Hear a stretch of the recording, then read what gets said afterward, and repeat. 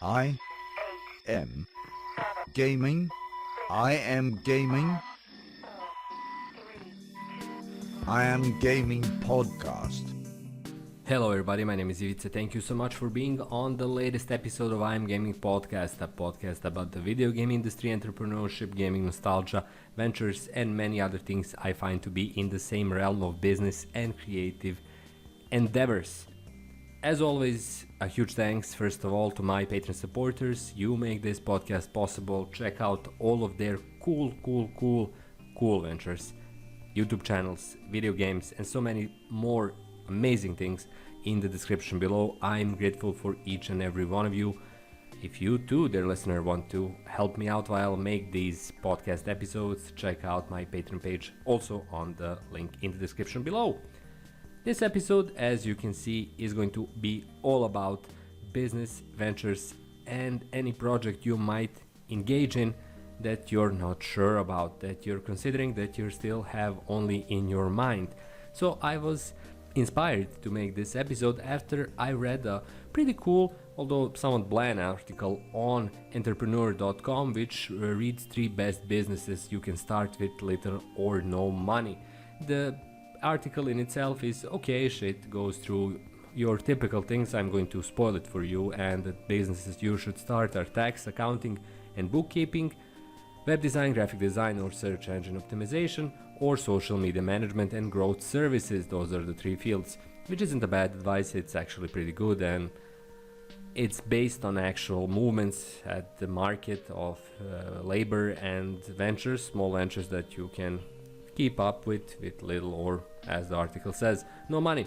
I don't want to do that, but I find something in the article really interesting, and that's actually a set of questions you should ask yourself when you have an idea for a business but not sure if you want to engage in it. I have something similar. I use that concept. I made 5 questions that you should ask yourself when you start any kind of a new venture. It doesn't have to be a business venture.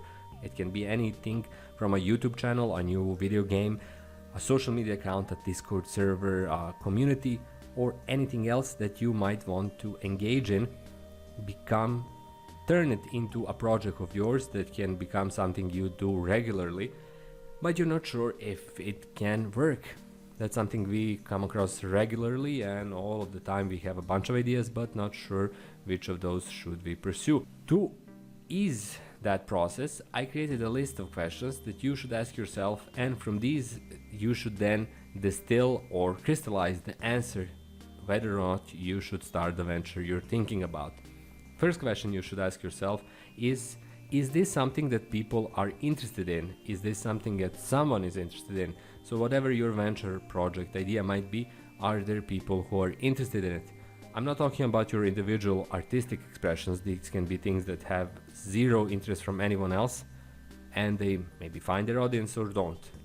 That's not a realm of discussion element here.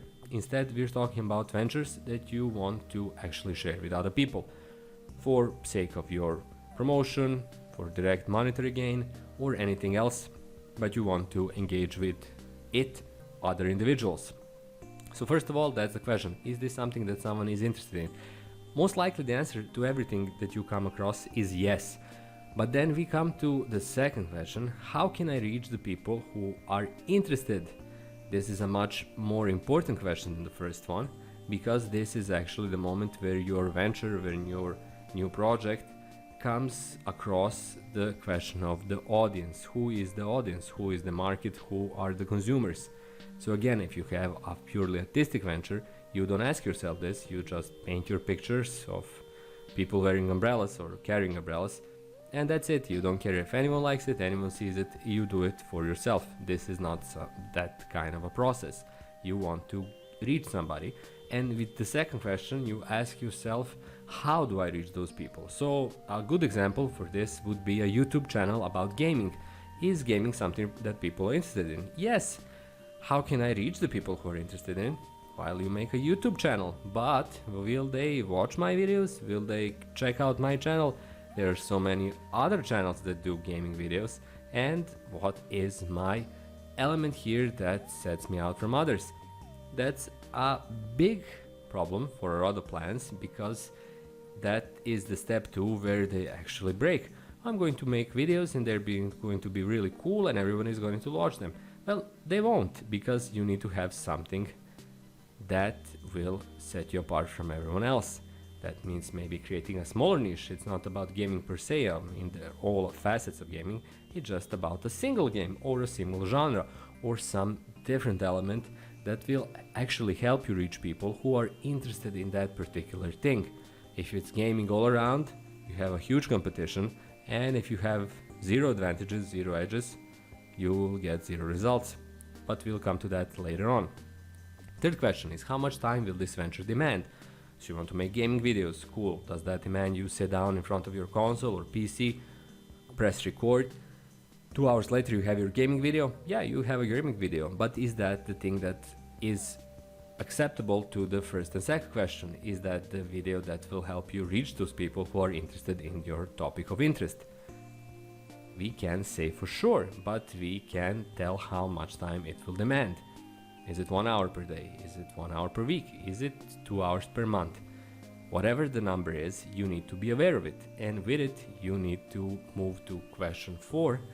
And what is success for me in this venture? Now, this is really important because people usually tend to neglect the idea of setting the margin of their success.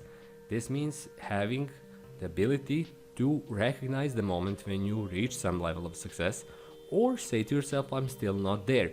If you want to create a YouTube channel about gaming and you just want to become quote-unquote popular, you'll never reach it, because that doesn't mean anything.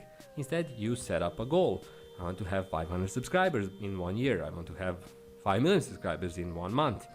I want to have 4,000 watch hours. You need to have some margin of success, even if it's something less measurable, like saying I want to connect with cool people.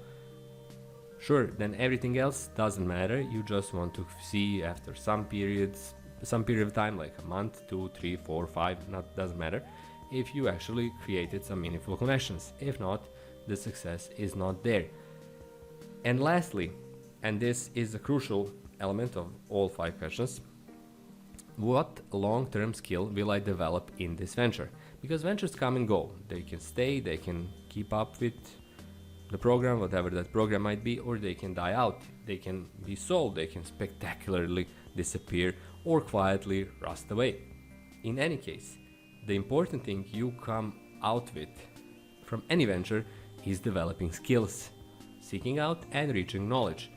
If you get that knowledge, whatever your success or failure ends up being, you'll be successful in the long run, because you'll develop a skill that will help you later on. So having ventures that include learning some new skills that will be useful to you in that long run is the absolutely crucial thing you can get as a person and from the perspective of your personal development. So always consider ventures, projects that allow you to develop these skills, even if they might look like menial things and small things and irrelevant things. As long as you see some kind of role they might play in your future, you should pursue them and embed them into the previous 4 questions to create your venture. That's all for me. Thank you so much for watching. If you're interested in creating ventures and small businesses, please check out my book, The Pursuit of Micro Success. The link is in the description below. It could be useful to you because it offers opportunities, options, and ideas about creating small, sustainable, one-person online ventures. And it describes the mentality and the mindset behind this process. So if you're interested in it, check out the link in the description below. It will take you to the book's Amazon page and you can find out more there. Again, that's all from me. Again, huge thanks to my Patreon supporters and huge thanks to you for sticking to the end of this podcast episode. If you're a first-time viewer, please subscribe to my channel. I would love to have you around for new episodes in the future. Until that new episode arrives, thank you so much for listening and have a great day. Bye bye.